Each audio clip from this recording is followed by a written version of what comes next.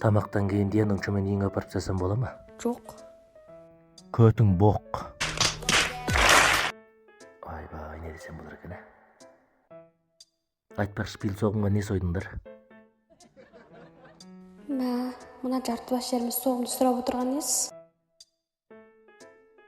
Сиыр сойдық сол. Еркек сиыр сойдыңдар ма сонда? Жоқ, ұрғаш сиыр. Тамақтан кейін денің чөмен үйіңе апарып тастасам бола ма? Жоқ. Көтің боқ.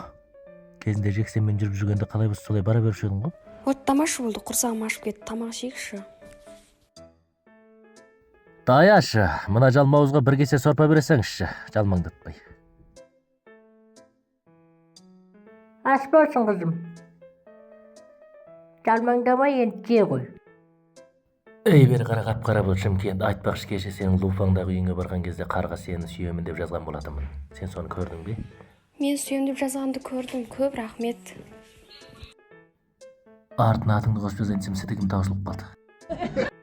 Саған бір сұрақ қойсам бола ма? Менімен моншаға түссең де болады ғой.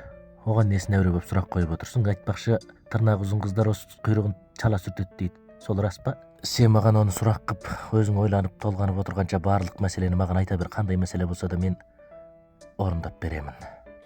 Телефоным дәретханаға түсіп кетіп еді. Шибараба, сен де қуып кеттің ғой. Мен сенің телефоныңды алып беріп отыратын, мен не көріп қалмедің, Тамақ ішемін дедің, тамағыңды алып беріп, мен неменеге сапылдап отырсың? Неменеге ашу шақырасың? Ашу шақырдың ба, өзі кеп алды ғой. Жына қояншық, мен сенімен тұңғыш кезіп отыр. Немен оттап отыршып отырсың? Бұндайыңды білген болсаң, тойындағы құйфы қылмайтын едім.